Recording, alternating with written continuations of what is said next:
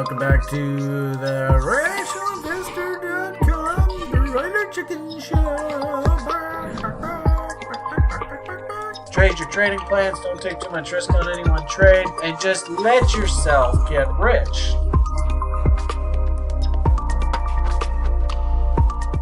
Hello everyone, welcome back to the rationalinvestor.com's weekend frivolity. This is our Broiler Chicken Show. Buck, buck, buck. Happy bucks to you. Slow and steady wins the race. Sure hope none of you are taking no wooden nickels out there. Been horrible weather here locally. And I think that the good Lord punished me for not being up to speed with my snow tires. But had a little bit of computer problems over the past few days. So, oh goodness, what a headache. Anyway, I don't know what the quality of this broadcast will be like, but hopefully we have the basics back up and running. Thank heavens. We have people like Chris around here to help me out, make sure everything runs smoothly. You'll probably notice a little bit different look on my computer because basically we had to rebuild the whole fucking thing from scratch. So anyway, it is what it is. Quite an interesting environment right now in the world. And if anything, I think the pendulum swung like really, really far left, I guess. I don't know, left, right. In a weird sort of way. I don't even know whether ideology even makes any difference nowadays. And ideology itself is actually a bit of a con job. Because we know it's all run by the banks, right?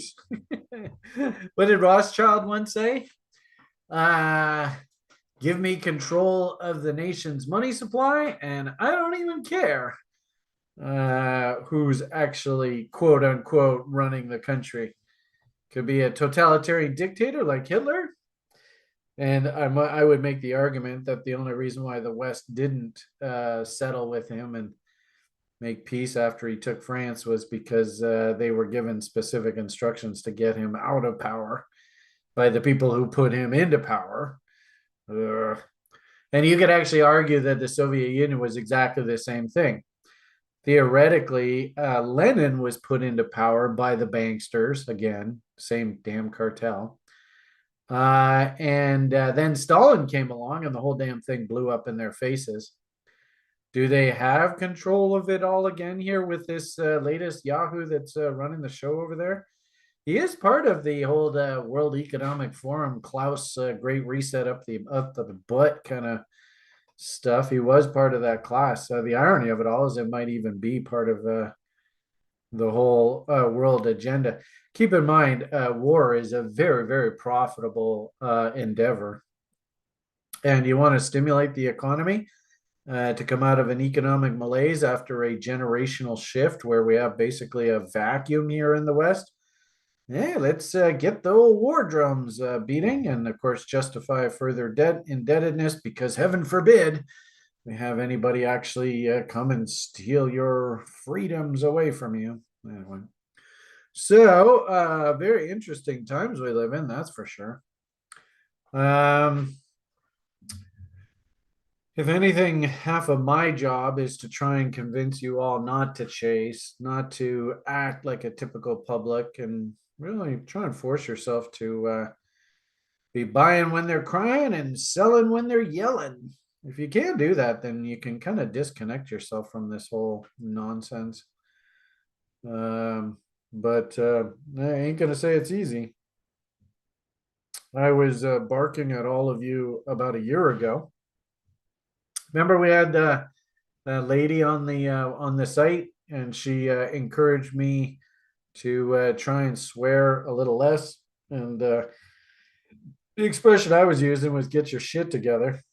And she was like, "Well, let's say get your skirt together," which is adorable.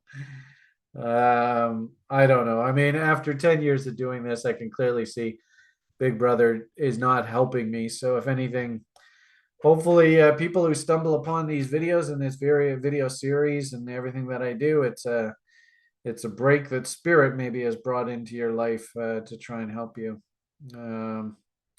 Because we ain't getting any help from the 1%. That's for darn sure. In fact, I even was on Twitter today, or X, whatever the hell you want to call it, and I even noticed this. Now, this might be a function of my computer crashing, and I had to rebuild the whole thing. But I'd never seen this before. Whenever I post price charts, which how on earth is a price chart controversial? I mean, what a joke. Alan here has gone and basically put this. The following media includes potentially sensitive content. What? I mean, this is clearly a perfect example where nobody's actually really looking at the media or anything. Just accounts are flagged. This guy's a troublemaker, so let's try and make his life as difficult as possible on this platform. Which is a really sad commentary as I was sort of barking away here.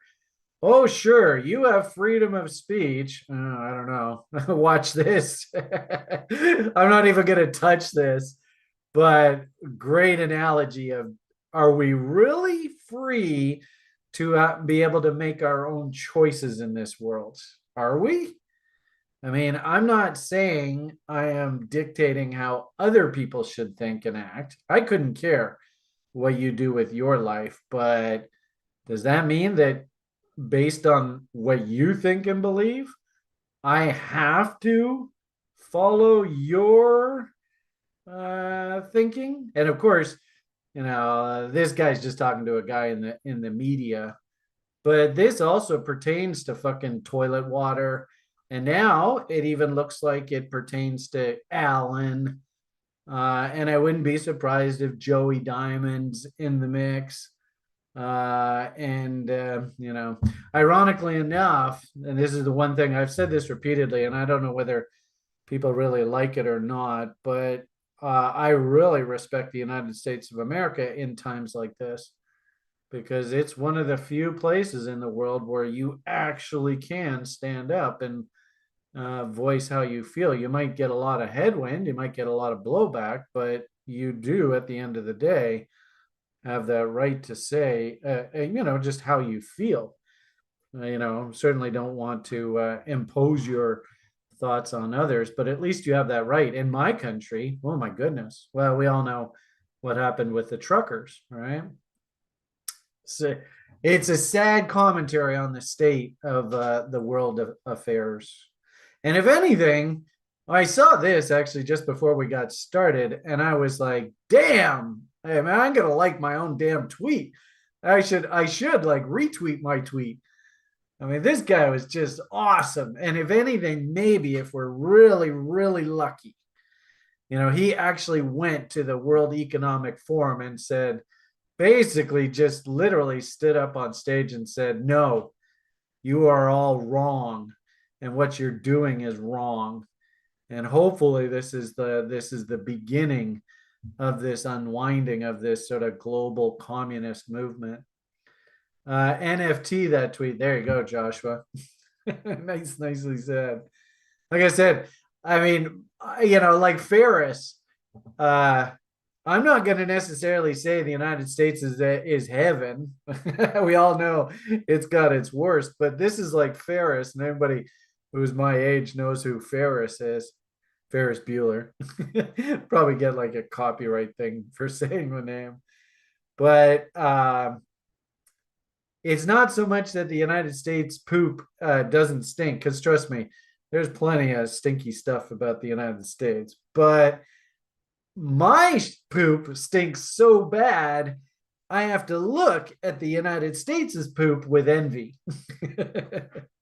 Because it's an absolute disaster in my country right now. And it's just getting worse and worse and worse by every passing day.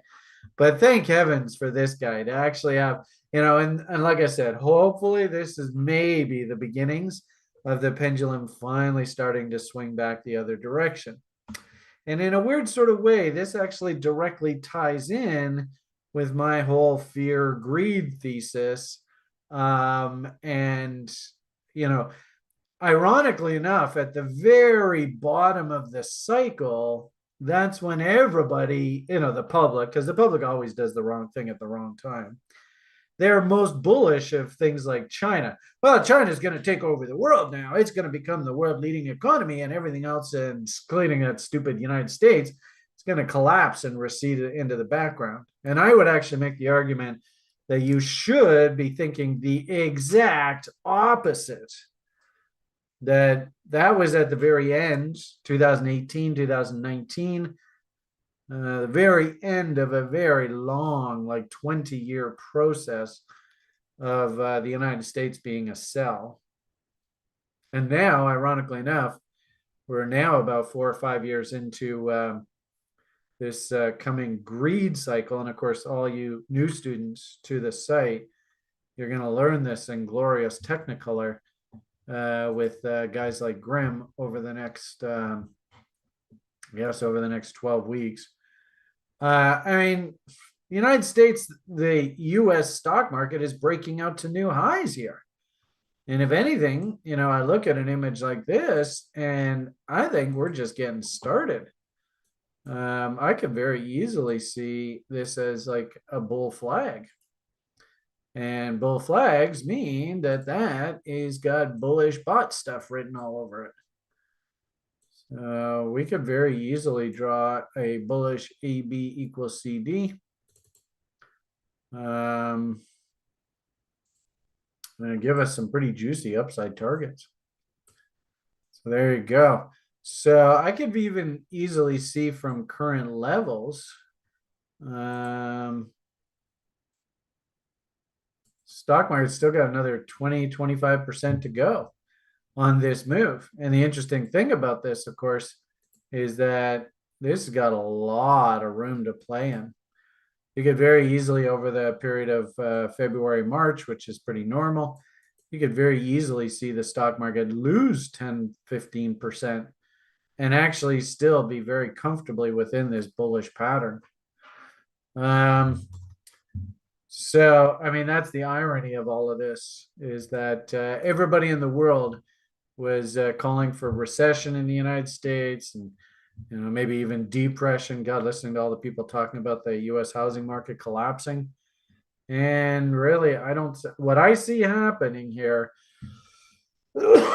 is basically, ironically enough, it is this great reset where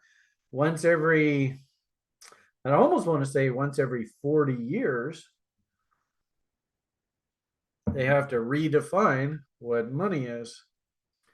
And I think like once every 80 years, they have to really redefine the whole system, which I know kind of wonky talk, Brian.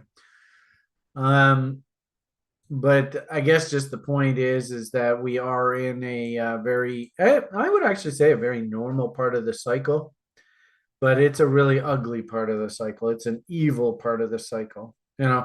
Ironically enough, if we take out the dilution of the purchasing power of the currency, you think that this is what the U.S. stock market looks like, and oh man, what an awesome economic engine that USA is.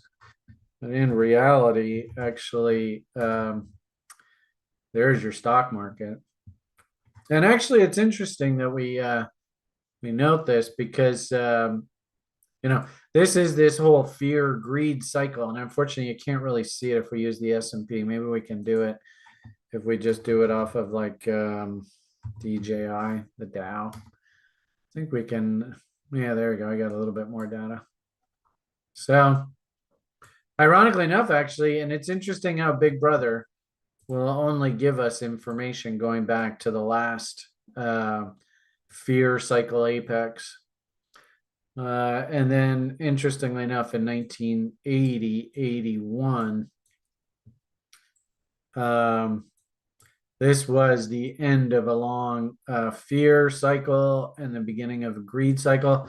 And actually, it's interesting. In our level 1 course, we teach one popular indicator, the on-balance volume, which I think is a really, really good indicator to use to measure money flow.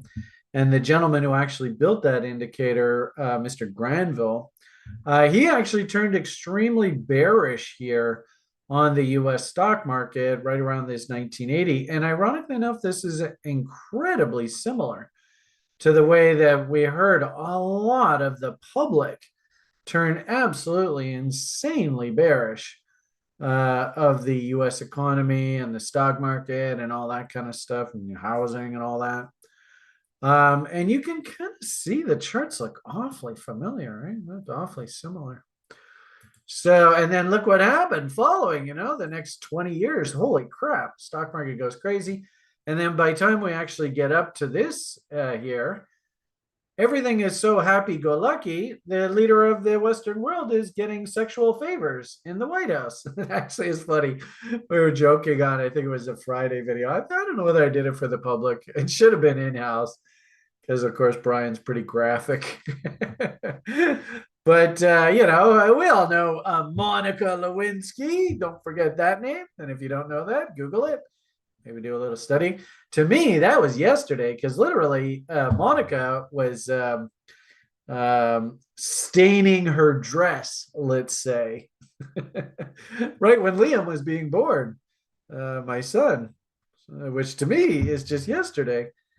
And of course, I had my beautiful wife in my life at that point. Anyway, point here is hopefully what you can see out of this inflation adjusted chart, hyperinflating the money supply. We haven't really gone anywhere over the past like 20 years. This is that fear cycle. And interestingly enough, that last fear cycle, I teach in the education program 17.5 year duration, or basically the 35-year generation from beginning to end. In fact, you could even make an argument. This is a perfect graphic illustration of the baby boomers' life.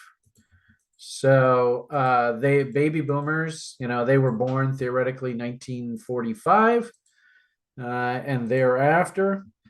So by 1980, they're like 35 years old, or they're just entering the workforce. Is there a generation right now that is about that same age and it's entering the workforce in earnest, and it marks this generation's cycle? Obviously, the answer is yes. So this is baby boomers, like literally from working world, building out the economy, getting to the point where they're peak earnings years, making just tons and tons of money, and everything just rocking and rolling. Of course, at the same time, we had a nice convenient collapse of things like Soviet Union and stuff, which of course is really, I think it doesn't have really much to do with the Soviet Union, and more to do with the fact that really you could make the argument that that whole society was built on the back of a commodity nation. And interestingly enough, Mr. Marx himself even said that for his communist revolution, the proletariat, all that nonsense, garbage, BS, and you can see it's being recycled here now. It's the same nonsense, woke society, all that bullshit. And, like I said, and this is the dangerous part about this whole wokeism, is that you don't realize how bad this will be until our society actually gets to this point where they just keep printing more and more and more money and just idiot government programs, and they keep hyperinflating the economy, and it just keeps going and going and going until it breaks, until you just can't get any more money. And this guy here is the reaction of the typical Argentinian saying, look, enough is enough.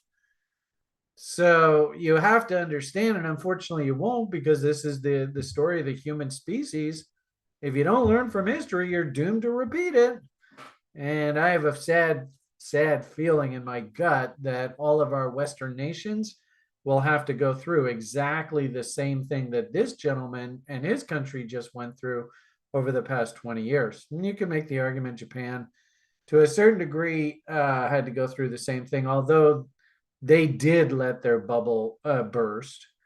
And interestingly enough, in the face of that, prices have gone up dramatically for the typical Japanese person. And their society has just been in regression for the past 20, 30 years. So anyway, the point that I'm trying to make here is that if we think of cycle to cycle, and this is basically my thesis that I teach in this education program, and hopefully you can see this, right? It was in March of 2000. So right there, that was basically, it was 17 and a half years of growth. And they often say that the bull market actually started in 82 when the interest rate market pivoted. I would make the argument it probably happened right around the Jupiter-Saturn cross, which just so happened to be in, like, I think it was December 1981 or something like that. So this is over here. I gotta say, this is an absolutely perfect image. I really wasn't expecting to have this conversation with you guys today, but it's just so absolutely perfect. So this is the greed cycle in glorious Technicolor. And the worst part about this is that this is all about the baby boomers. Ironically enough, you could actually make the argument that the baby boomers are still trying to hold on to power. I mean, do you see the dinosaurs that are like in charge of the United States of America right now? I mean, they're all baby boomers and they're all half dead. They're like walking skeletons. It's remarkable. Anyway, we could write across here, baby boomers. So this is their generation. So half of the generation is greed cycle. Slowly, they are the population glut. So as the more of them work and more they're making more money, means government's bringing in more money, tax revenues. And then ironically enough, as they transition out of the economy, this is what I like to call the fear cycle. Which sadly is all about shrinking the economy.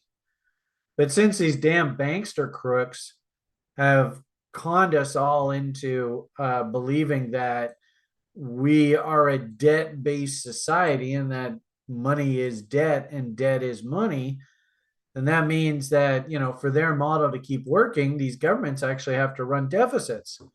So it's perfectly fine to run a deficit through an expanding economy. That's the whole sort of, George Bush Sr. used to call it voodoo economics. There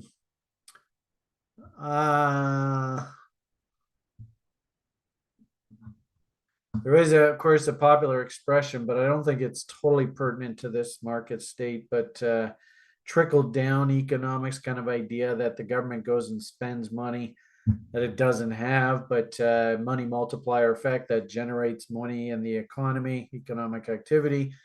And then, of course, if you have 30, 40, 50% tax rates, then half of whatever that economic activity comes back into the government's coffers.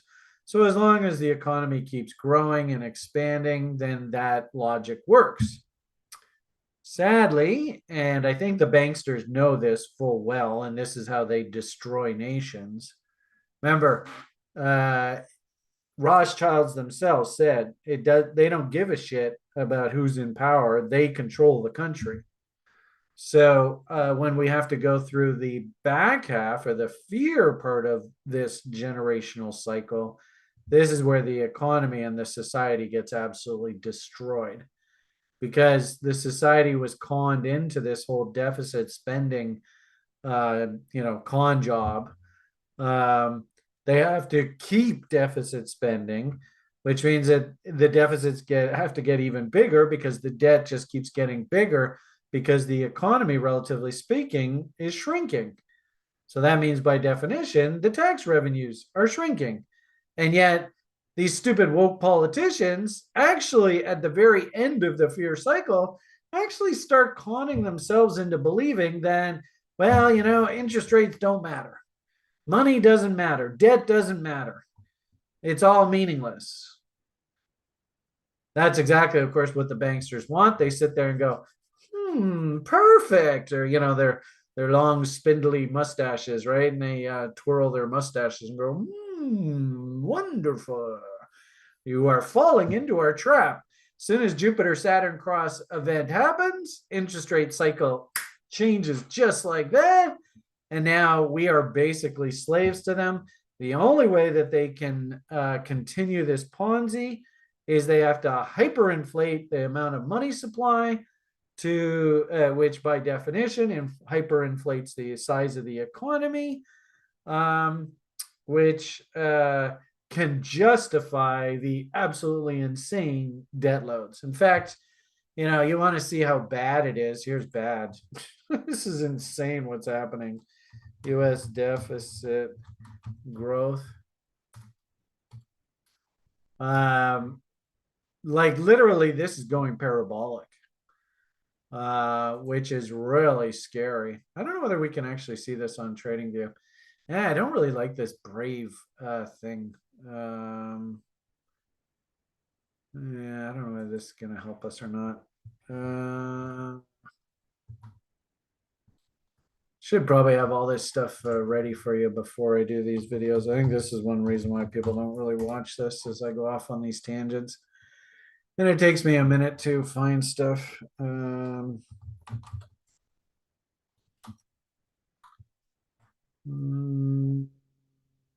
Actually, might be interesting to look at it as a percentage of GDP. It's not bad, I guess. What's this? Federal debt as a percent of GDP. So, you know, obviously, once we start getting up into there's more debt than GDP, then of course, how do you service the debt? That's not really that bad of a problem until as long as interest rates are heading down. Interest rates start heading up, and this situation gets absolutely out of control really, really quickly. Maybe we can just see US. Anyway, what I wanted to show you was the relative deficits. I mean, it's insane what's happening, but actually pretty typical. So anyway, isn't that weird? I thought I typed in deficit. Actually, here, there's a pretty good example of it. I mean, you can just literally see, you know, this is the debt, but like annually, the debt, I mean, I think they said that now just the interest payments alone are like over $1 trillion a year. I mean, I remember a while ago, the whole economy was $1 trillion, and that was considered big. Now, just the interest payments alone. Anyway, that doesn't really help. Sorry, everybody.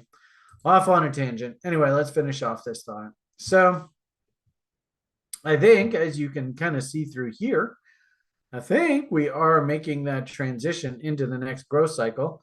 Of course, they've completely rammed down our throats the whole, you know, explosion of the money supply. You know, and of course, I show you plenty of graphs of M2 money supply and all that. So there's no real way of going back. And actually, even in recent speeches, Powell has said that you better just get used to these higher prices and higher inflation. This is just they've hit the great reset. Actually, maybe higher rates of inflation isn't correct. They have inflated the economy. So now, ironically enough, what they want to do is get the rate of inflation back down to zero or thereabouts, probably 2% is their goal. But the point of the matter here is, you know, especially based off of this chart, and interestingly enough, you can kind of see the future here, right? If we did the same logic back in 1980, and we'll just use this as a really simple gauge. We can't really see the other side of this, but just sort of use your imagination. Does this not look like maybe like a Head and Shoulders kind of idea? All right. Oops, we got it backwards. Let's flip this around. Boom. Boom. Boom.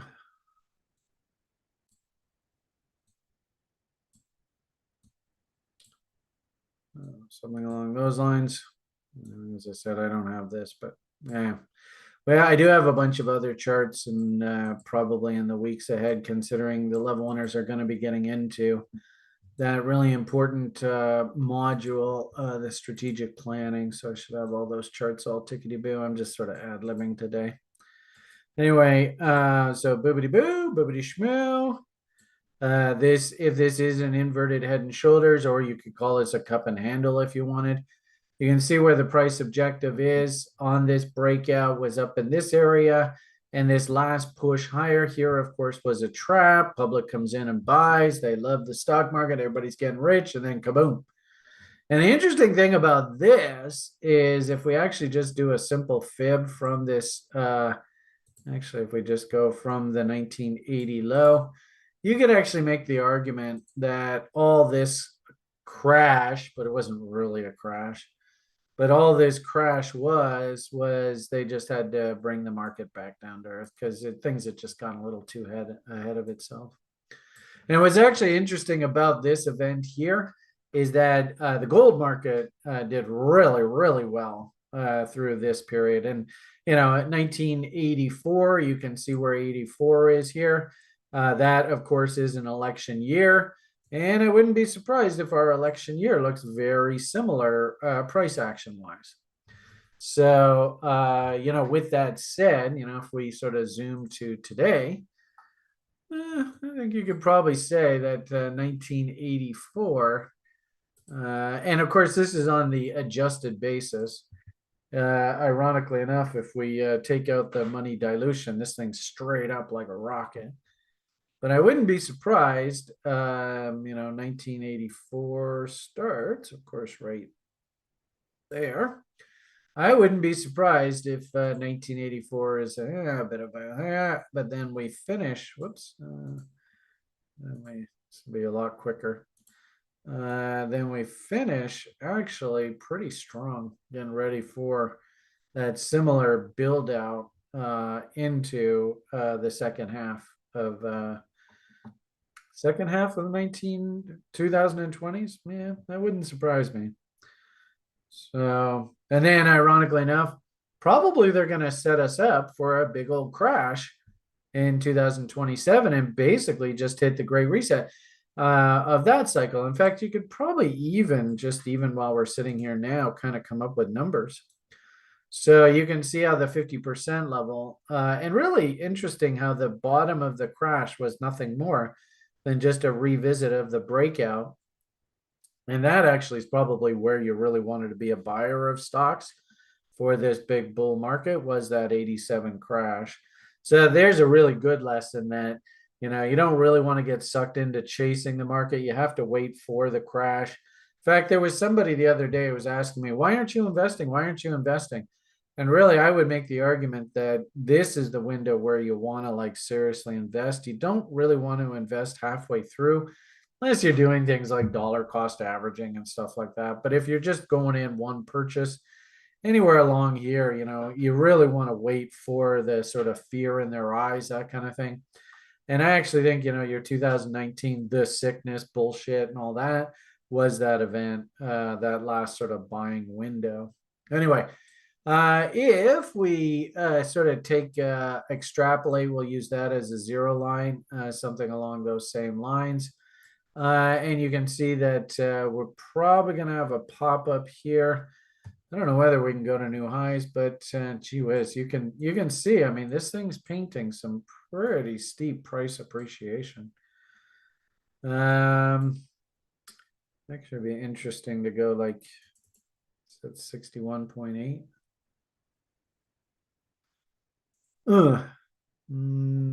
Yeah, look at that. 61.8 is the breakout. So if we go 61.8, all right. Yeah, that's not bad. I like that. So you can see the inverted head and shoulders. The neckline is 61.8 correction. What a big surprise. That's where the market stopped. So that means actually that the stock market is projecting all the way up here. Can you believe that? That's what's about to happen here over the next 3 or 4 years. And it's fascinating. I hear most of the public is absolutely insanely bearish and expecting a crash any day. There are a couple sort of old timer, well, no, I wouldn't say old timers. but sort of more respected kind of people like Bill Ackerman, for example. He's like, get ready. I mean, it won't happen now. Usually, according to these election cycles, the first 6 months of the election year are kind of soft. And then also, too, based on what we've seen out of Bitcoin, I think that would make sense as well. So, but the second half, the latter part of 2024, and then all the way into that cycle peak in 2027, it could be just an absolute rip roaring bull market here, and that's the last thing anybody is expecting. So anyway, the point here, I suppose, is if we use the inverted head and shoulders kind of logic, I think our millennial generation, it will officially take over the economy and be sort of the driving force and everything about their life cycle when we successfully start closing solidly above these levels here, which is basically that event right there. And you can see that didn't happen here in this chart. That didn't happen until November of 1985. So quite literally, that's like, geez, almost 2 years from now, we're still going to be messing around in this range. And that would also make sense because we're having an election coming up here this fall. So while we're in this sort of, do we send Biden back to run things in Washington, and the communists around the world continue their power surge? I don't think that anybody really wants to place any really big bets right now. I think actually the best scenario for the stock market, if you are a fan of growth, is to have a Democrat president, but a Republican controlled Congress. You could also argue too, though, it works well if you have a Republican president and a Democrat controlled Congress, but I think it works better. And really you could make the argument from like 1992 right into the end of the decade. This was a Democrat president and a Republican controlled Congress. And of course, the market did fabulously well. I would actually make the argument that we're probably going to get a Democrat president. I mean, it's very, very hard to knock out an incumbent, which of course made the whole sort of Trump losing that last election very suspicious. And of course, you look at all the anecdotal evidence, there was tons of sort of very suspicious stuff going on both sides. I mean, sadly, none of us are ever going to know what actually happened. Probably 100 years from now, they'll still be doing conspiracy theories over it all. But, ironically enough, to actually replicate this kind of environment, you'd want a, well, I guess it'd be slightly different. You had a Republican president, and then you had a Democrat-controlled Congress. And it went very, very well. Then you had George Bush Sr., Republican-controlled president, and Democrat-controlled Congress. But Congress started to switch. That was the days of Newt Gingrich, if you remember Newt Gingrich. So the Republicans actually took over the House, and you had a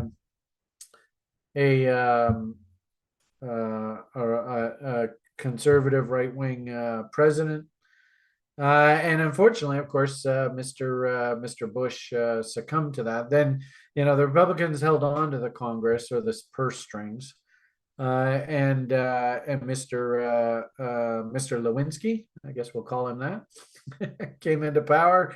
And of course, if the politicians are saber rattling over sexual scandals in the White House, then does that mean that they have the power to tinker with things like taxes and change the rules of corporate America?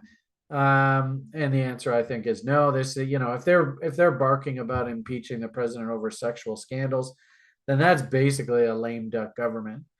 And of course, with Republican controlled Congress, that's a lame duck government leaning towards pro business. I don't know whether we'll see that for a while though, because I'll tell you, the right wing political party down in the States that's running the U.S. House of Representatives, in my opinion, they are not doing themselves any favors with what they've done lately, and they are alienating a lot of the public. So anyway, we'll see how all that plays out. But hopefully you can see the similar price behavior here. I don't think that's an accident whatsoever. And what this really means is like every generational reset, they literally just raise the prices tenfold to justify the new absolutely insane debt levels so that the economy can handle the interest servicing payments of these absolutely horrendous new debt levels. And what that means to you and I as Joe Sixpacks is for us just to tread water with our standard of living, we have to somehow increase our incomes tenfold. Oh, thanks. And of course, it's under that kind of environment that things like revolutions happen. Things like civil wars happen because there's a certain portion of the population that's like, fuck you. You're not doing that to me. And let's go lynch all these damn banksters and have public executions. Let's maybe do things like get back on a gold standard, something, maybe even a Bitcoin standard. Whoa, better not say that.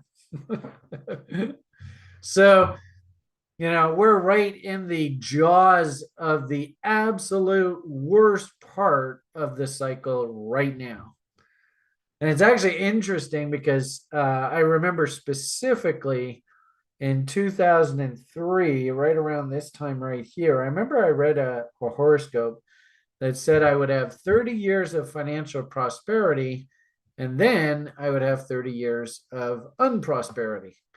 And I can tell you, my window's running out of time here.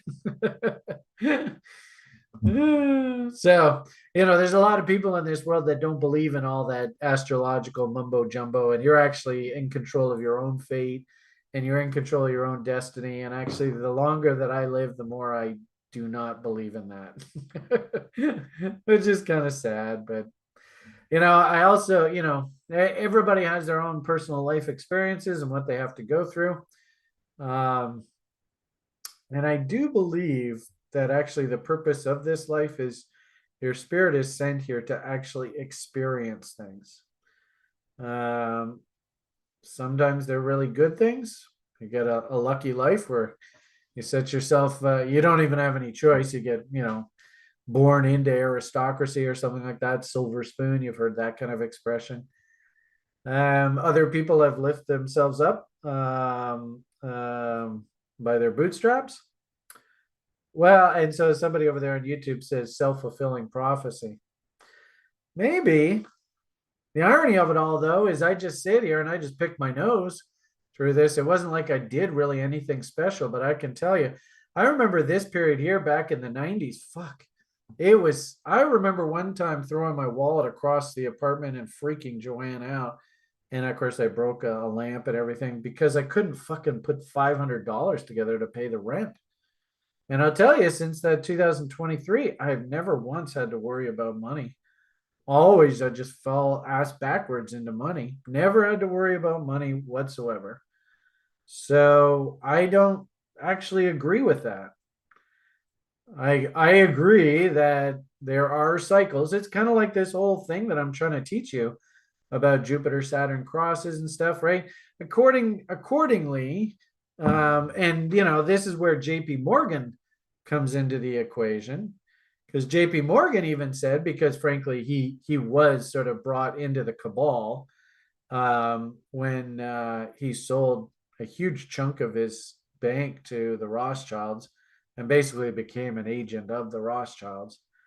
He famously said that millionaires don't respect astrology, billionaires do. And have you ever heard the expression born under a bad sign? You sometimes look at people and you go, you have such a good spirit and you have good intentions and all that. And yet, Jesus, the cycle is just not in your favor. So, and I can tell you right now, I mean, everything that's happening here, I could very easily see in 5 years, especially when we go through that 2027 crash kind of scenario in our society. I think we could very easily turn into a totalitarian dictatorship, and a guy like me would be in big trouble. But ironically enough, at that point, it might be a good thing to have a prison cell where at least you get three squares, as they say. Because you might find in 2027, 2028, unless you're part of the 1% banker cabal, whatever, all that stuff, you might find that just even getting three square meals might be very, very difficult. Anyway, we'll cross that bridge when we come to it. I think this is a really good illustration, though, of a very typical generational cycle from beginning, entering the workforce to the end of their lives. And a lot of the baby boomers, of course, are all dying now. They're senior citizens, so they're demanding their democratically elected politicians keep all their ridiculously unfunded social programs continuing, which is half of the reason why we're in these absolutely horrendous deficit situations. I'd also say, too, that through this period, the baby boomers have done a great job because, of course, they're all senior citizens, they're all retiring, they're not working anymore, they're sitting on big nest eggs. So, what's the absolute best thing for them to have happen to try and continue enjoying that standard of living that they enjoyed at the very top of the market? Just keep cutting taxes. Keep cutting taxes, keep cutting taxes. They don't care about the deficit. It doesn't mean anything to them. They'll be dead soon. That'll be for the next generation to have to worry about. Anyway. All right. So there was a big, that wasn't a bad hour-long discussion on cycles. I think that's actually a really good image. I'm going to post that in the lounge. I would suggest everybody in the level 1. In fact, actually, I don't know whether I have access to it or not. I noticed that the team refrains from giving me access to classrooms. I'm not quite sure why, but anyway. All right. Yeah. So, we better do this here while I remember it.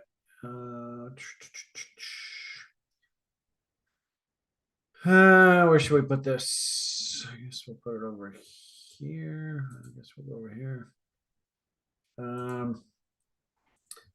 Can you please give me access to level 1/2 classes so I can post things?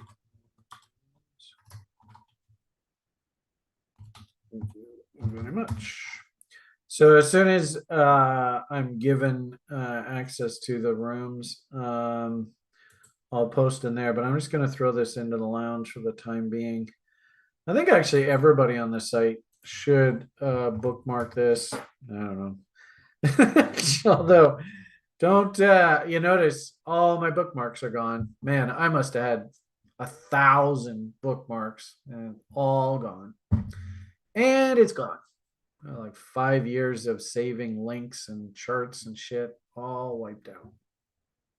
You can obviously tell Brian's not in the best mood. Anyway, posted that image in the lounge, and I would strongly suggest all you level 1ers, especially you just learning this, but really everybody on the website, throw that in your journals. And of course, you should be journaling like a boss right now. You should all have verbal diarrhea. And of course, be enjoying eating your vegetables right now, which hopefully will relieve your diarrhea. I don't know. Actually, look at this. We'll do this too. This should be an interesting comparison. So if we go there to there, and then clone that, and then put that above there. So that's that price objective right in there.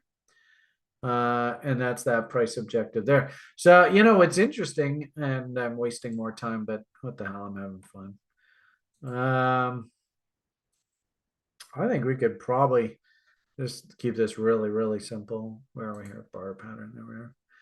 We could probably go boo all the way through to boo. And then let's maybe change that to like white. Okay, there we go. And then project that off of the lows here, which I think is that. And then stretch that out. So now the question here is, this is September 87. So where are we here? That's over here. So February, September, yeah, like that. Mind you, I remember October 87, right? That was the dump, right? August, and then September, October. So this candle should be October. What's that say? Nope, that's what. There's 37. Where are we here? I get my head on straight. August, July. Let's move that out a bit. March, nope, too much. November? Oh, still a little bit. December, January. Oh, still too much. Hey, there we go. All right. One more over. All right. Something along those lines. So yeah, interesting. Here we are now. I think this is the back and forth that we have to do. Keep in mind, this is an adjusted chart, right? In you know, sadly, in the real world, anyway, you know what the stock market looks like. It's like basically new highs, right? So what happens if we go like that?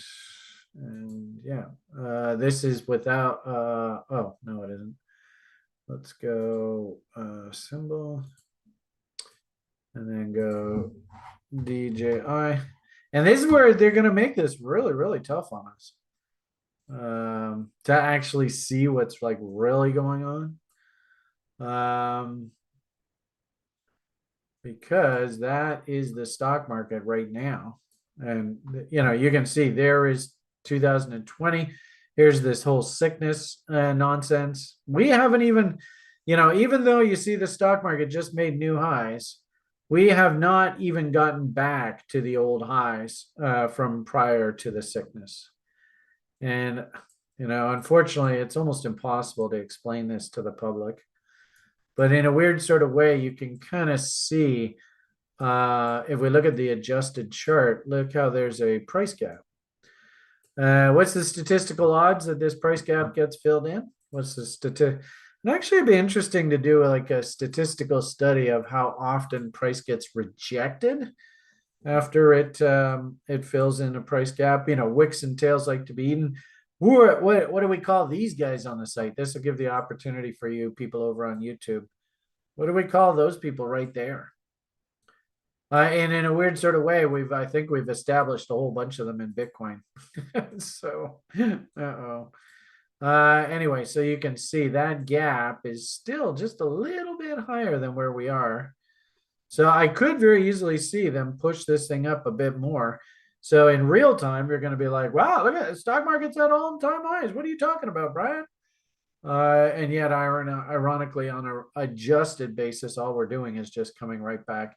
And ironically enough, you know, Chappelle, right? He basically said right through here that all he wanted was for them to get the market back and get the economy back to where it was prior to the scamdemic. And even though, you know, where is scamdemic? There's scamdemic highs there.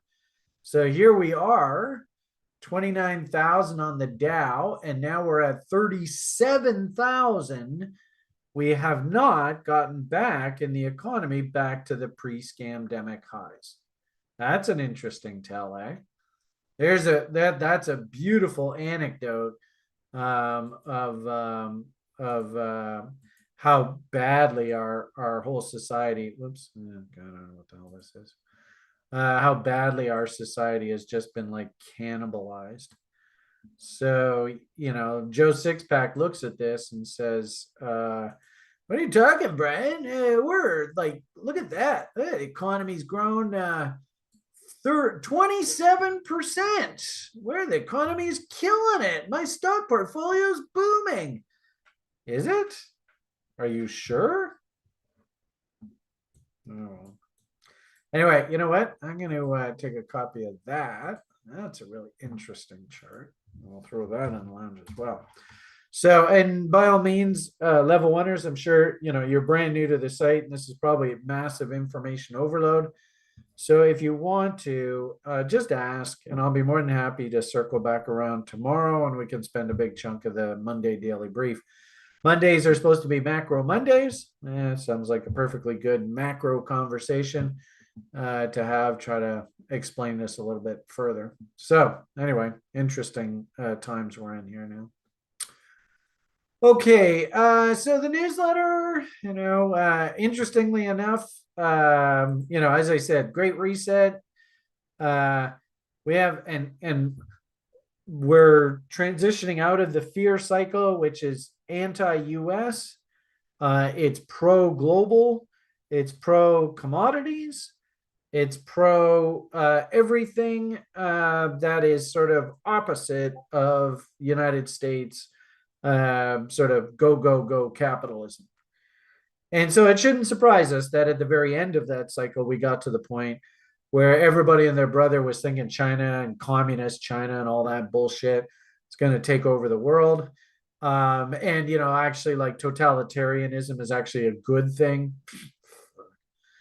Russia was actually going to become a superpower again. That stupid idiot. And what kills me is and I'm sure he had people advise him on this. I can't believe he was as dumb as he was. But, the Soviet Union was exactly the same way. And I teach people in the education program. I remember specifically in 1980, the Moscow Olympics, and the Americans boycotted the Moscow Olympics in 1980. And man, the Russians, they thought they were the shit. They were top of the world. Americans were embarrassed over Vietnam. And yet that was the exact bottom of the US market, and it was the exact top of the communist dictatorship world. Very much, interestingly enough, like this chart, big W's trying to come in here. I mean, when we see W's in price, are we supposed to be bullish or bearish? I mean, you guys all know the answer to that. I do find it fascinating that at the same time you talk to the public about, what is the sort of the future of the United States, and they're like, oh, recession, depression. This was actually I think probably the biggest econ that came out this past week, and this is the University of Michigan Consumer Sentiment. Keep in mind, the U.S. is a consumer-based society. You could make an argument that really free market capitalism is all about the consumer, not government. Of course, if you listen to like China leaders, he basically wants everybody in the country to be working for the government, which is a potion for disaster. And if you want a very public statement on why it's a potion for disaster, for God's sakes, listen to this guy. Their country just went through 30 years of that nonsense, and it absolutely has bankrupted the country. So, if anything, hopefully the typical Canadian goes, holy shit, we better learn from Argentina because we're heading down exactly the same path. And of course, I think toilet water actually is the love child of Castro, who is a communist. So it really shouldn't surprise us that he thinks that way. And what's so ironic about this whole story is that the guy never even had a mandate from the Canadian population. He's a minority leader. He never even ever in his entire tenure had a majority government where, like, literally the majority of Canadians said, yes, Mr. Toilet Water, we all believe in socialism. We're 100% behind you. At best, I think he got maybe like 40% of the popular vote. Not even remotely close to even half. of the country actually voted for the guy. And that's the tragedy of these democrat societies, is they're not really very democratic. That's another conversation for another day, I suppose. So, point here is every single person should look at this image, University of Michigan consumer sentiment image, and I mean, are W's bullish or are W's bearish? And this is the great thing. And I love doing this. I used to always piss the fundamentalists off to no end. But this is where we can apply technical analysis to fundamental data sets. Are W's inherently bullish or are they inherently bearish? Don't overthink this, people. That is an incredibly bullish message. The consumer is ready to rock and roll. TBG says, Brian, W's are bullish. There you go. If anything, this is number one. This is a good sign for free market capitalism. The consumer, I think, is coming back in mass. The millennials are coming online. They have bought hook, line, and sinker into this tech world, and they are embracing technology. And oh, by the way, if you actually look around the world, I saw a study recently that something like 80 to 90% of all tech companies are US based. I mean, like serious tech companies. So, think about it. Microsoft, Amazon, Facebook, they're all American companies. So, the United States is poised to really kick some serious ass here over the next 10, 20 years. And of course, that's the exact opposite of what everybody's thinking. And then I find it ironic that in the face of hugely bullish US data, US stock market moving to new highs, of course, and all that. Is it adjusted, inflation adjusted? No, but that's, I just spent an hour going over all that. But in the face of the very strong US backdrop, global economy will slow for a third straight year in 2024. Why? Well, it turns out that China was a complete fraud, and now that is finally unwinding, and it's getting just worse and worse and worse by the day. And they are like, it's good to see that the econs themselves are starting to stabilize a little bit, but they're starting to stabilize at a very, very low level. And then, of course, can you believe any of it? And now that so many people have been burned by the Chinese, I think that it's going to probably take a full generation to like the only reason why the whole Chinese con job got going to begin with is because there was like literally 30, 40 years between when China was a big problem and a pain in the ass. And then the baby boomers saying, well, you know what? China's not so bad. Why are you beating up on China? They're good people. And of course, I never bought into any of that crap. But anyway, that's here nor there. So I think now it's probably, and I hate to say it, I wouldn't be surprised if there's more war in our future, not less. I did hear a story also recently over the weekend that things like NATO leaders are starting to try and prep the West for an actual outright war with Russia here. So here we go. And maybe that is this second hyperinflationary wave that we all know is coming in 2027, 2028. And of course, watch all Brian's rants in previous Broiler Chicken shows and public shows for more on that.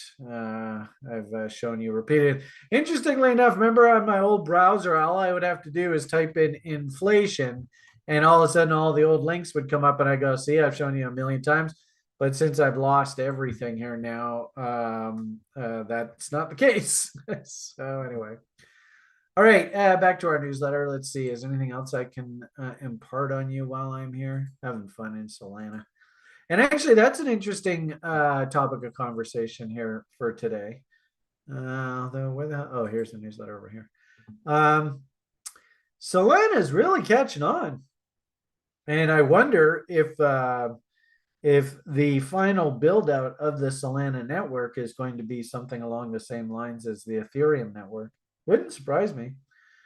We do have a few people on the TRI site that are uber bullish of the whole Solana story.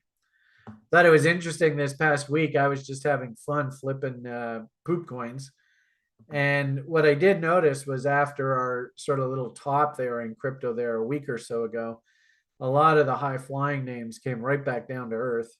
And then they started to W out. So I've actually been adding to positions on a lot of these poop coins because I'm given permission. This wolf one here, for example, I actually threw in a stink bid right here and they wouldn't even give me a fill, the bastards. Anyway, but a lot of these names, they're giving you opportunities to establish risk-free positions. This wolf one, I did a little nibbling up top to get the thing going, and then wanted to wait for W's to come in to add to positions and kind of stuff. So you can see my original purchase is like up top, and then this is exactly what I'm going to be teaching all of the kids on the site, the level oneers that are just coming in. Reload zones within reload zones. Oh my God, this is absolute excellent trade location. And working my stink bid, when I saw this come in here yesterday, I was like, get that bid working. I want to get long. I want to get long. And they wouldn't fill me. They just took it straight up. Jerks. But I am seeing a lot of names that are trying to bottom out here. So, and I don't know whether this is a function of Solana actually getting more capital thrown at it. I mean, I'm leery about being quote unquote bullish of crypto just yet. Still think we need to correct a bit more. This chart might not load here because it's so data intensive. Let's head on over to crypto. Where should we do this? Actually, this was supposed to be our crypto page. I got all wrapped up in Bitcoin stuff. Let's go make a copy. And I'll save that.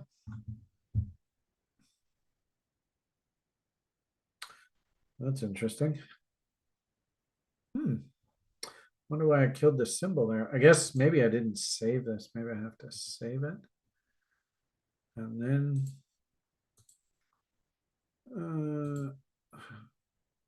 maybe this will work. I don't know. Make a copy. Let's try that again. Are you gonna save? Are you gonna save? What are you gonna do? Hey, there we go. All right, cool. Because I do want to talk to the site more about that. That's interesting. Jesus, look at the momentum behind the U.S. market too. Ironically enough, being bullish of U.S. Actually, I even tweeted out earlier this morning. Saw an interesting conversation. Chaikin Money Flow. I don't know if you ever heard of Chaikin Money Flow. The guy Chaikin is actually a real guy. And this was his number one pick to be buying. So there's a nice little treat for you if you buy stock. It's called CrowdStrike Holdings. You ever heard the expression, show me a new high and I'll show you a buy? So this thing's breaking out to new all-time highs. And of course, if you do chaos theory, Foggenbaum, oh boy, look at these numbers. Basically, the stock's telling you it wants to double just to get to 2.618. But I wouldn't be surprised, into that 87 peak, probably 2027 peak. I wouldn't be surprised if this damn thing's all the way up here at a grand, which really isn't that big. It's just damn prices are so high here, $290 a share. So that's like what, a triple, quadruple from current levels. I could very easily see that. So here's a really simple example of how bullish the market is, just using a really simple concept like chaos theory, just to try and understand, holy crap, there is a law. I mean, this stock's at all-time high, right? So this is like, this is all open air up here. You remember what happens when Bitcoin goes to all-time highs? Whoa, Nelly. I would actually make the argument Bitcoin's sort of like maybe here right now, relatively speaking. We're not at the bottom. We bounced up. We'll look at the weekly chart of Bitcoin in a minute. And I think we still have to go through a bit more correction in Bitcoin, but this guy looks like he's ready to go. And if I'm not mistaken, I think this stock's all about like cyber security and all that, which makes perfect sense because, maybe my computer died because somebody hacked the computer and killed it. I don't know. Wouldn't surprise me. But anyway, so just as a good anecdote, and I just happened to see this. Do your own due diligence. I'm not telling you to buy or sell. I couldn't give a rat's ass what you do with your money. But I'm definitely going to be trying to sneak my way in on this.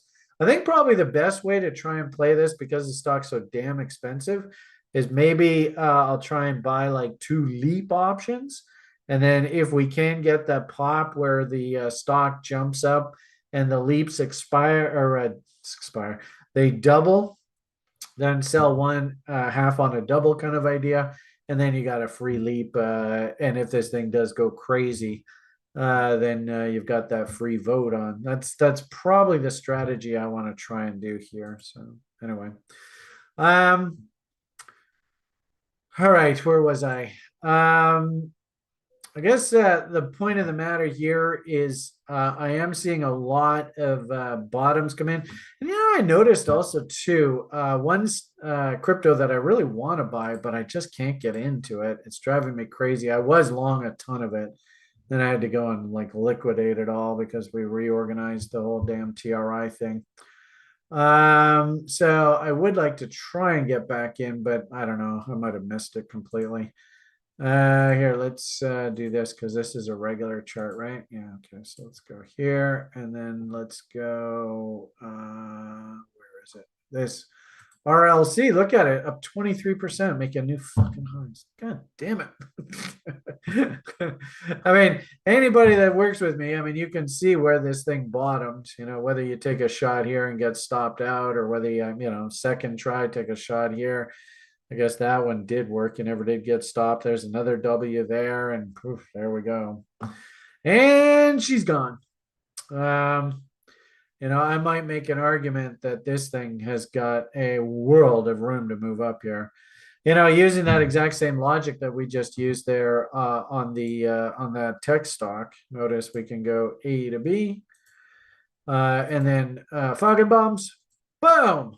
So this thing's saying if we break out through the highs, which we just did, it wants $4.83 sitting at 228.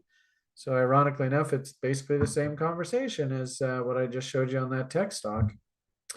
So it's awfully hard for me to believe that we're in an outright bear market if we're having this kind of stuff happening.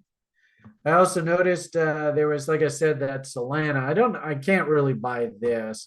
Still think that this thing needs to break this trend line. This has been my conversation with you guys for a while. This bot over here, A to B, C to D, that was hit. So once that was hit, then you want to think about, okay, got to let this market calm down, which it looks like it's doing. 1 low, 2 lows, 3 lows. Got to get on the other side of the trend line. You can see we rallied up to the trend line, then we're backing away. If this thing can somehow break through the trend line, hold that, and then put in some sort of market structure, nice little W over here, then you might find Solana's right back in it, right? And you can kind of see the same thing happened over here. So can't buy it, can't really buy it. All right, looks like we're getting a W on the other side of the trend line. Then there's another W off of that bot level, completely on the other side of the trend line. Up we go. So I wouldn't be surprised, but if we do something like this, but it's just not here today. I still think that like a lot of these names that did run up recently, I still think they need a little bit of consolidation. But the interesting thing fundamentally, what's going on with Solana, and Chris had pointed this out, is I've got to sneeze.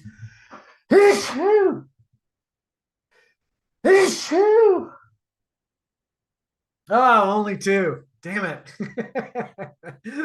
We had 3 earlier today, and Chris was like, it's going to be a good day. So now we backed off to 2. 2 is usually bad luck. Anyway, Solana just keeps seeing money pouring into it. $300 billion. Jesus H. Christ. And I think this is, Chris was trying to explain to me, this isn't necessarily listing of stable coins like Solana stable coin.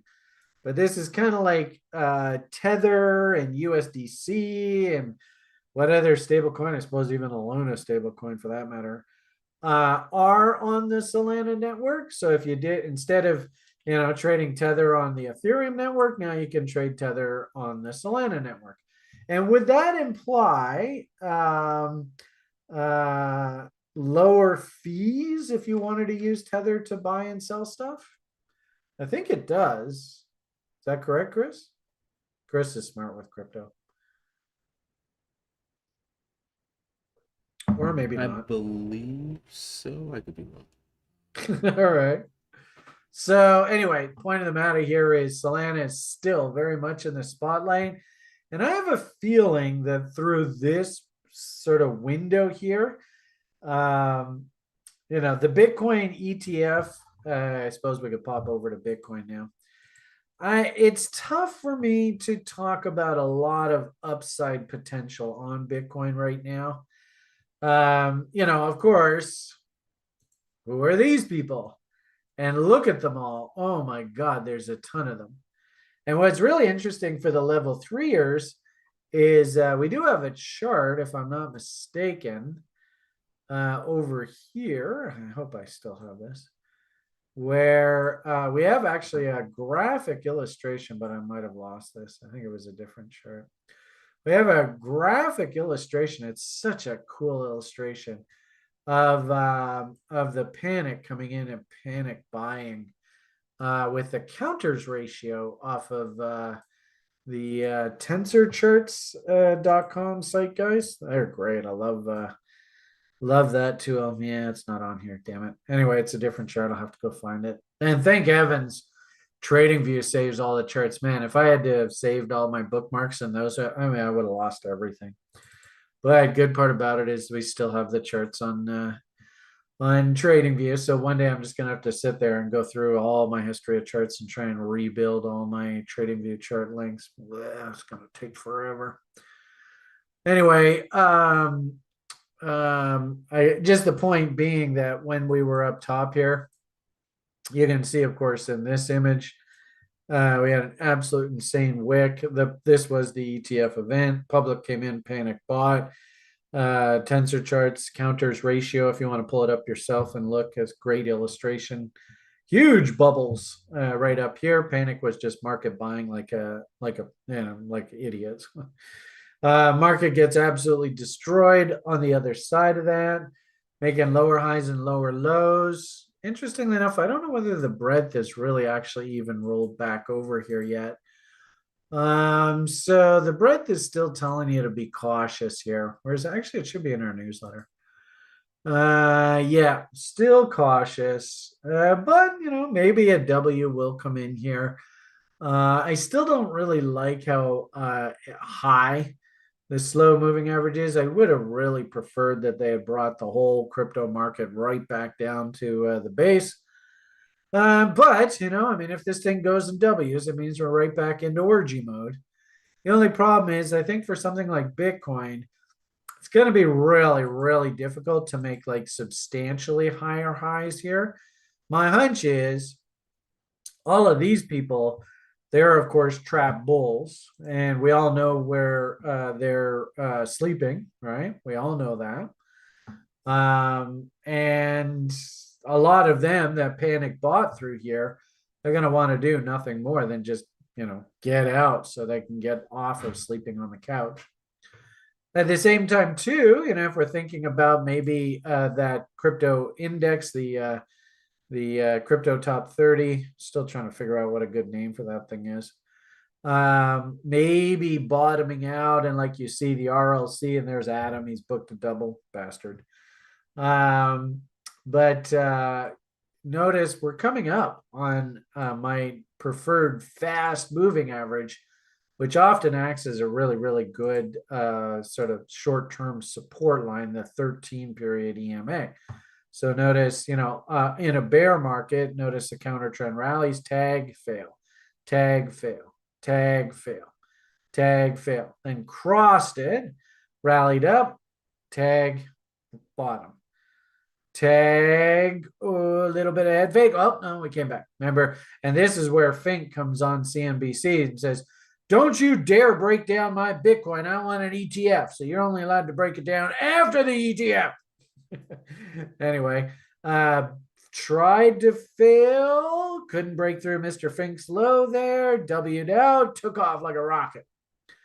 And now you can see that, yeah, it's probably going to act as some sort of support here in the short term. I think that's exactly what's going to happen here. Interestingly, we have a rule around TRI, and I like to convey it with my students. Maybe I just have the rule. I don't know whether other TRIers buy into half of what I teach. But at any given point in time, you should expect 38.2 retracements. Any given point in time. And it's not so much that the market is broken down. It's just that this is your, I like to call it the first stop target. But quite often, this whole window in here is just nothing more than the speculative excess of the market. Of course, Mr. Gann would say you probably should always look for 50% retracements. And interestingly enough, Mr. Gann also has said in his illustrious career that a really great tool to use and a way to use the 50% rule is actually, and this is a good illustration of this, is you actually take the high of the contract, whatever it is, could be eggs, could be oats, could be corn, could be stocks, could be Bitcoin, and then you actually draw the other end at 0. So literally the 50% rule is like literally cutting this number in half. And it's interesting how, on the site, people were commenting that there's some really juicy gaps on the Bitcoin futures charts right around this 27,000, right down in these lows here. And I did find it interesting that if you do the 50% rule, notice that's 25,330. And also too, this is Mr. Fink's lows. I want a Bitcoin ETF, damn it, don't get in my way or else I'll run over you. And then this is like the reload zone. Notice, look how they brought the market back down, filled in all of these holes, and then took the market back up. And these are the gaps, at 27,000. This is a June contract. So this is what Bitcoin's going to look like when we get to the middle of the summer, right? This expires in the middle of, or actually the end of June. So last literally, I think it's like 29th, 30th of June. If we want to see what the current market looks like for the futures, not a bad idea. Let's symbols off, right? So if we go MBT and then we'll go like what? January? Yeah, we're still in January. 2024. So this would be like the spot futures market. You can see, look at these holes. I mean, that's staggering, the gaps down there. So this should be filled in. Of course, the market never moves in a straight line. You could make the argument now. And actually, this is interesting how there are no price gaps up here. So I don't think that they're going to plan on taking this market back up top before this contract actually expires. But, like I said, if we start looking further out into the future, no pun intended, like looking at H, this will be the March contract. You can see now there's 2 gaps up there. And interestingly enough, you can see there are all those trap bulls in that wick up top there. You've heard me talk about candle body highs for trade location. And probably if we do a fib off of whatever these lows are, that's probably going to line up with like Brian's reload zone. Hello, look at that. It's right off my 78.6. And in a weird sort of way, I don't know whether you can see this or not, but, always a fan of the fractals. And you level oneers, if you're brand new to this, we'll spend a lot of time talking about fractals and the way that nature works. You can kind of see it's kind of developing right now. Interestingly enough, and keep in mind, this is the March contract. So you might find that between now and actually this March expiry, all this market does is probably plays these gaps probably need filling in down here, maybe like one more FU move down. But then you could make the argument that we work our way back up, fill in this gap here, this gap here. Interesting how there are no price gaps all the way up there. But, if this is a head and shoulders top, we probably won't go through this high here. So that would mean something along those lines. And then, that ICT guy seems to be pretty popular these days. You can make the argument market structure failure levels here. I think he calls it like the market structure shift or whatever. I'm not going to take the idea as mine. I will make reference to him or her or houseplant or whatever he is, she is, it is in this woke, fucked up world. But I think you can make the argument that that is his market structure shift. There is some damage being done here technically. And then the second part of his kind of teachings is think about where is that fair value gap. I think he calls it something like that. And you can see how the market kind of went into free fall here. And I actually find quite often that these fair value gaps actually line up really nicely with mountain man levels. So if we actually have a mountain man level here to work with, and maybe we never do get this rally back up top, something along these lines, then to have this align with 61.8 kind of gives us a little hint as to where maybe the market bottom should be. We're not quite done this correction just yet. Maybe this is like the beginnings of that fair value gap, right? And what we do here over the next week or two is sort of play around in here. Then if we can accept back above there, then we're heading back into the gap, and there's the old structure level, and this is that fair value gap window. I can see that. And then nice little top up top here, and then back down we go. So you can kind of see the fractally nature of what this thing looks like here in the short term. And, and then if we start seeing things like little altcoins outperforming, it might not necessarily be that Bitcoin is like the next best thing since sliced bread. It just might be that Bitcoin goes sideways here. While the broader market, and really that would be a conversation about like total, it sort of, goes through its process of topping out. So if we pull up the total index, and that's probably a good note to, do we have any questions today, Chris? I don't know. I didn't see the Q&A document. A question? All right, well, that's not too big of a deal.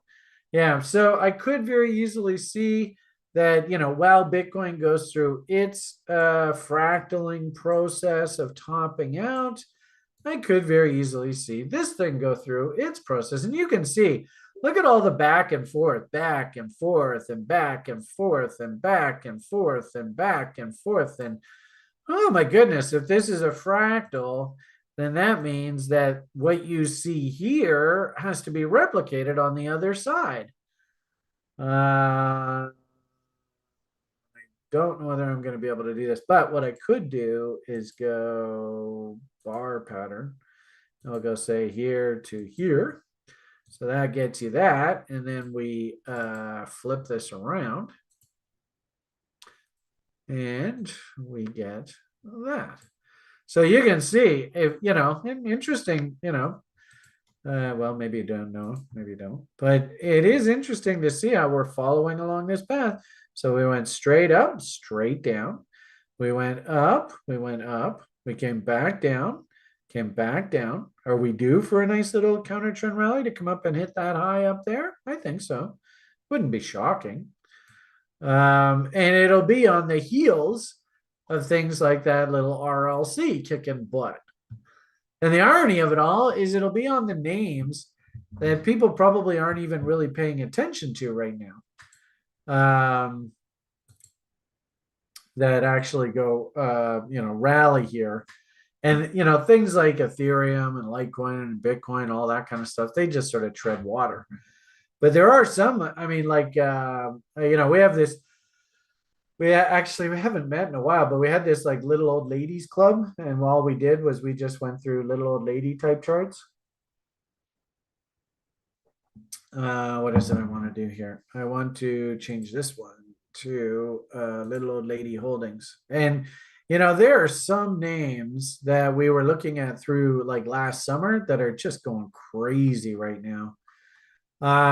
Like this one here, this API3 USD. I mean, as long as I keep seeing that off of W bases, and these bases took like a whole year or two to develop, there's no top here. If anything, this thing just spat out a big ass sort of like momentum buy signal here. Woohoo! And of course, if you did buy off the bottom here, Adam, did you buy this one too, you bastard? You're ringing the register, just living life large. I know one of our site members, although now that the whole market has jumped up here, he's kind of like not really that interested because now he has been taught, he understands the way this game works, and he knows that really you should be on the sell side of a lot of these names. You should have already bought and be long. And it's just really a question of, do your names pop into your double levels? And if you already got a double, then you're just doing nothing. Maybe you sell the other half, or a half of the other half at a triple, at a quadruple, at a quintuple, whatever. But you're sitting on a free trade, or maybe if it's like this, for example, where could I step back in and buy this? Well, Brian's favorite fib. Ironically enough, what they're probably going to do over the next few months is, work it so it does something like that. And then all the shark people that this is a setup that we have on the site. It's very popular. But you identify market structure and you identify 78.6s. And if the two of them line up, that's one hell of a trade location. Wyckoff checks. Brian's big fat ass fib level. BFF. BFAF. Brian's big fat ass fib. Brian's big, so BB fat F ass AF. BBFAF. Or something along those lines. So anyway, point of the matter here is this stuff is so cliche. It's ridiculous how cliche it is. But as long as there's markets doing this, this is not a bear market. Ironically enough, you want to know what a bear market looks like, it's after they've gone way up here and you get the public coming in and saying, is this thing a good buy all the way up here? And you're like, well, you see where the lows are. So are you going to come in and buy here? Well, you could, but you're probably walking into a trap. And of course, M's, what are you supposed to think if you see M's? And down you go. So I don't see any M's yet. So there's no way I'd have any sell signals here. It's just, what this is too late to buy, too early to sell. I love the idea of course, selling halves on doubles, right? And this was a buck 40. So 280, what a surprise. You should be shotting this out your butt to, establish that risk-free trade. And now you're just sitting there just twiddling your thumbs. And like I said, a lot of the members that have been doing this, they're kind of like, well, there's nothing really to do now. So I'll talk to you later, Brian. I'm going to go play video games or something, or go fishing on the Danube. So, or maybe go down to El Salvador and kick the tires. What's going to happen there? Anyway. So, if you did buy, I did buy a lot of these names. If you do get your rallies and they pop back up top, make damn sure to pay yourself for your hard-earned effort. So in the short term, I'm thinking basically, if you're thinking Bitcoin, top end of the range could very easily come right back up top here. 50,000 was not traded to. I do find it interesting how the futures markets, though, did trade to 50,000. Look at this March contract. Look at that high. It is literally $50,000 on the nose. So what that means is when we do roll around to this March contract being the spot contract, this high will actually represent the high on the charts. So interesting how in the futures markets, they did take it above 50 grand. Right. And I think I showed you, like when we get around to seeing this contract, this will be next summer. We'll look back and go, well, it looks like the Bitcoin high was 50,660. Oh, what the fuck? I didn't know it was way up there. And if anything, candle body highs for trade location, you can kind of see how the trade down in the future, they won't have to take Bitcoin to new highs. These guys, of course, they're the trap bulls, but you can see how now they could take Bitcoin to 50,000, and yet this futures contract will not trade at a new high. That's interesting. Also, too, look at the size of that gap all the way up to that. What number is that? 47,480, right? You heard me barking about these tops here. So in a weird sort of way, by the time we actually get to the summer, they will have technical justification for rallying it up into this area. Now, I mean, let's do a little trivia here. What's this bar called? Notice, opened higher than the 3 previous ticks, 3 previous days. Closed lower than the 3 previous days. Is that an important candle? Do you think a top has been put into the market? If you don't know what this is, I'd say get your butt into the school program and we'll teach you. I do find it fascinating that nobody on the internet, and this is what baffles me. We got 50 people watching the video. I mean, if you're getting any value out of this, could you please hit the like button, subscribe, ring Colleen's bell, all that kind of stuff. I'd love you immensely for all that. Helps the channel out, etc., etc. But this is actually a very powerful chart pattern. And if you don't appreciate how powerful this chart pattern is, are you a fan of Alan? Well, if you're a fan of Alan, holy shit, I sure hope you respected this message. Guess I'll have to do it over here because I don't have my stock charts open.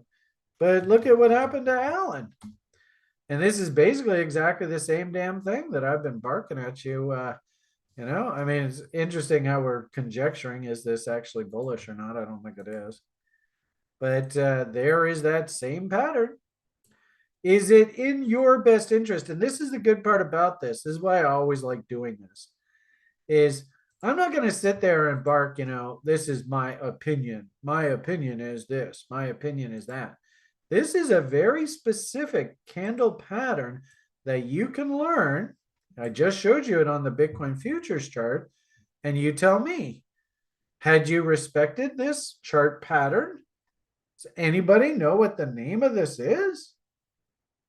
Nobody there on YouTube knows what this is?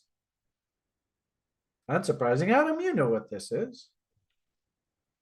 Would that have been in your best interest to respect that? This is a very, very powerful chart pattern here, folks. I'm not going to tell you what it is. If anything, what I'm going to say is, if you don't know what it is, and you can't find anywhere on the internet to try and teach you what this is, maybe pop on over and join TRI. This is the kind of value that we provide that you can't find anywhere on the internet. I don't know anybody who teaches this. It's quite remarkable, really. And yet, perfectly valid signal.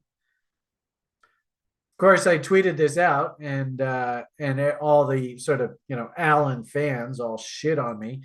Are you kidding me? This thing's going to the moon. Well, that signal's over 6 months ago.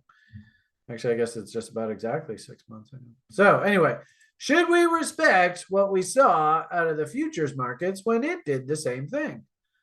Right up here. Same signal. Boom. Unfortunately, with the futures, what's fascinating about this is and especially if you think about that ICT guy, well, that's probably going to be the top of your fair value gap or whatever the hell he calls this. And interesting, if you just look at this, you're going to hear Brian say, what's the statistical odds of this getting filled in? We all know that. Let's see if you guys over on YouTube can type that out. What's the statistical odds of some point down the road, this hole getting filled in on your Bitcoin charts? Actually pretty high. All right, so hopefully that gives you an idea what I'm thinking about with regard to the corn. I would say that because of the Bitcoin ETF, buy the rumor, sell the news, we had a classic, absolutely classic blow off top there. Interesting thing is we do have an eclipse event coming up here. And I like the idea that the stock market actually bottomed through that last eclipse event, right? If we look at like, SPY. Last eclipse event was that the end of October there. And you notice this market just turned on a dime October 30th and literally went straight up. Now, what do you think the odds are that this coming eclipse event, which if I'm not mistaken, I think is in early March or mid-March, and what a surprise, the halvening event is in like middle of April. What do you think the odds are that they're actually going to pivot this thing and make a high through that eclipse window? I'd actually say extremely high. And the interesting thing is that this could be a very, like I get the impression right now we're in kind of like that Goldilocks economy scenario where inflation numbers aren't coming in that hot. And something like there. I do like that as a price objective here in the short term. But I wouldn't be surprised, and I have no idea how this is going to play out, but I wouldn't be surprised if the stock market actually goes and M's out right through that eclipse event, just like it V. And actually, this might be a V top. It V top through or V bottom through that eclipse event. It would not surprise me one bit. So, as I sort of pointed out here on the Bitcoin chart, I actually like the idea that in the short term, this is just nothing more than the hangover of the ETF event, buy the rumor, sell the news. And if you look at all the ETFs, they've gotten absolutely destroyed through all of this event, which actually just makes perfect sense. I've often told you that, ETFs often, well, IPOs in general often come out way, way overvalued. The public, of course, panic buys the top and then they have to go through a bunch of pain as the market sort of cleans itself up from the excess. Did see some interesting charts posted. This is one of our OGs on the site. He's an interesting character. Sometimes comes on and does daily brief presentations. Maybe we'll get him on to do one in the not too distant future. This is when the silver ETF was launched, and how did silver prices and the silver ETF, how did this go following that launch? I could see a similar situation to the silver ETF. Wouldn't surprise me, really wouldn't. Well, I've talked to you guys recently, although I don't know if I have it handy. Chris and I were trying to do a report up. I mean, it went okay, but it didn't go great. We have to re-record it and stuff. But we did a report on the comparison of, and again, actually, maybe if I'm really lucky, we still have the chart, but of course, I lost everything there over the weekend, so it might all be gone. Where are we here? But I might still have it. Yeah, I even had a tab presentation charts, all gone, and it's gone. Gotta love these computers. Let's see. Can't remember what the hell I called it though. It was a Bitcoin versus the gold ETF listing. I wouldn't even know where the hell it is. The coin ETF listing, that's another good example. I don't think it'll go back that badly. Actually, I think I don't think this is, I think this is a different chart, but anyway, let's see what this looks like. Are we lucky? Are we lucky? Are we lucky? Are we lucky? No, I don't think so. No, that's anyway. I like the correlation with gold and Bitcoin. So we have been in quite a nice little uptick here. Could we maybe go through a bit of a downtick with regard to inflation. Also, too, if you think about the January barometer, February, March should be a bit of a tough period. I wouldn't be surprised if we have some like inflation comparison numbers that knock the market back down. I don't know whether that helps or hurts gold, but anyway, we'll cross that bridge when we come to it. But I did have a really interesting gold Bitcoin comparison to the ETF. Do you have the you know what? We'll save that for another week. Anyway, long story short, Bitcoin ETF, gold ETF, the way they behaved, very similar. It looks like. So, I think Bitcoin has to take a bit of a pause here. I like the idea of Bitcoin working its way back down, do a Wyckoff check of this breakout into call-in zone here. Could this be choppy a little bit? You might find that we play against all these lows, look left kind of idea. We have to do back and forth, back and forth. Is this enough of a dip to actually start carving out some sort of fractal top? Maybe. Is this a good place to sell? Not really. Had you bought off of the bottom 1819, then of course I would have loved to heard that you took 50% profits, that kind of thing, around 40. So not a big surprise, all in that area. Could you find that the fractal actually develops off of 40 and you do get a sell signal down the road off of that 40 level? It would make sense.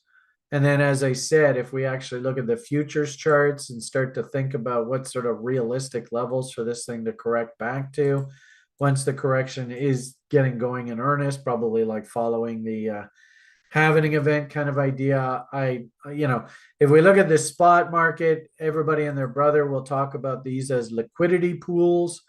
If we look at the futures markets, we'll be talking about these huge gaps. We'll be talking about 50% retracements of the entire contract. I would even make the argument that there's a huge gap on these futures charts all the way down to 20 grand. But, don't say that. You're going to piss everybody off. I do like the idea that we have to come back down at the very least and test Mr. Fink's I want an ETF bottom kind of idea in here and fill in all these gaps. And people on the site, maybe I can show you that since I showed you that other site chart. We're even asking, Brian, what do you think of the odds of us coming back down and filling in that gap? And I was like, I'd say pretty damn high. So I don't know whether that was a scientific answer for the person here. Can we consider this as a valid gap at 27,145? So, as a matter of fact, yes, I do think that that is a price gap. And I might even argue, as we said, nice juicy liquidity pools against these lows. And it would be interesting if you actually zoomed out. I'm showing you the actual futures charts. It'd be interesting to just take a quick boo at that continuation chart and just see if there's anything that we can glean out of that. So let's go, and I don't think it's the micro. I think it's just symbol is not connected.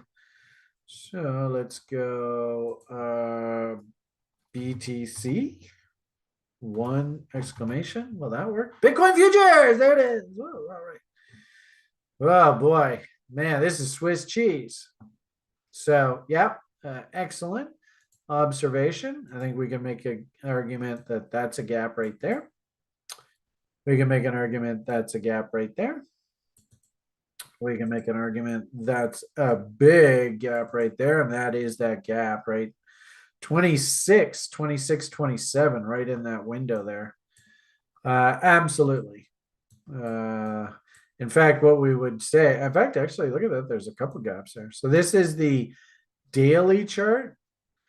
I think all of these, you can see them. They're all price gaps. All of these should be filled in. So we can go down there. That needs filling. Question is, has this been filled in? Looks like it has, eh? And also, too, this is nice railroad tracks bottom. So if you were thinking, look left, and, actually, here's a beautiful analogy of all this. So, you could have seen this was that sort of lightning rally right out of nowhere when Fink said he wanted his bottom. And you could have looked at this chart and went, oh, gee whiz, look at this. It's Swiss cheese, just like I just said a second ago. That gap needs filling in. This gap needs filling in. This gap needs filling in. And what did they do? Oh, they filled them all in. So boom.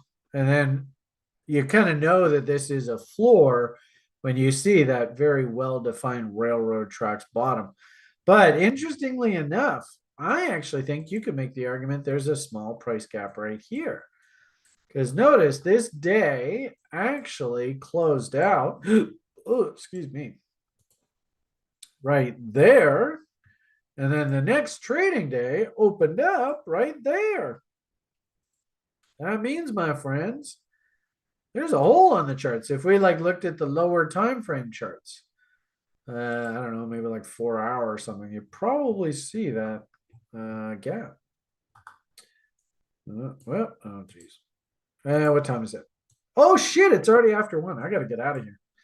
All right, well, I guess we're gonna have to do the I didn't even realize. I'm just having fun talking charts with you guys. Interesting. So on the 4 hour chart, it was stabbed down. So they closed the day down here, and then I guess after the close of the futures markets, they started to bring it back. But you can see there's a little bit of a hole there. So anyway, we'll circle around, and I guess what I'm going to have to do is I'm going to have to answer that question that was posed. Chris, if you can remind me to answer that question in the after party tomorrow, we'll address it then. So. All right, I'm sorry, folks. Kind of disjointed. I've had a very disjointed past weekend. Obviously, very stressed out. Not very happy with the way Mr. Gates has messed around with me. Oh my goodness. And this is interesting off this 4 hour chart. Look at this huge gap right here. I mean, look at that. At some point down the road, that has to be filled in. That is just ridiculous how big that is. So I'm going to leave you with that image right there. Let's maybe make this white. And let's go back to the daily charts. If you're asking me, where do I think price ultimately has to go to clean itself up following this dead cat bounce, I think right into that window there. And actually, yeah, that makes sense, because notice filling this price gap will also address that there, and that will be nothing more than a Wyckoff check of the original bottom. So ultimately, the ultimate destination for me, I think, based off these futures charts, is we got to go down here to probably just underneath 20 grand, freak everybody out. Oh my God, it's below 20 grand. It's gone to 0. And then that's your bottom. So anyway, my hunch though is that this probably doesn't happen. Maybe it might even take a full year for this to all work its way all the way back down. If we don't, that actually scares me. And if we turn back up, then we will have to come back down here. Maybe that's like the 27, 28 cycle where people really start freaking out about Bitcoin. But anyway, as you can see from this chart, I've highlighted a bunch of gaps that are on the chart. So add this to your reference piece if you're thinking about downside futures charts. I'll just throw that in the lounge as a side piece to what we talked about today. All right. Hope you got some value out of today's broadcast. A lot of rhetoric, a lot of rant, a lot of talk about the way that they're messing around with the money supply. Hit the like button. You want to talk Kathy Woods? Holy crap. You're really going to try and trigger me when I got to head off to Liam? Look at that damn arc. What a fucking joke that was. I mean, this thing was the absolute biggest fraud in the world. This arc, oh my God. Yeah, I mean, she was like considered Kathy Woods walks on water here. Fuck me. So the last person in the world I'm going to take investment advice is from Kathy Woods. That's just stupidity. So no, wrong. Don't like that whatsoever. And I might even argue that you can see the market is setting us up to get our heads handed to us if you blindly listen to Kathy Woods. That's bad advice. I don't mind. I mean, she's probably got some half decent fundamental acumen. So I don't mind taking her ideas and then applying our TA. But a chart that looks like that, I would not be bullish and go and buy Kathy Woods here. That's just asking for trouble. All right. Have yourselves a great day. PMA for the win. Slow and steady wins the race.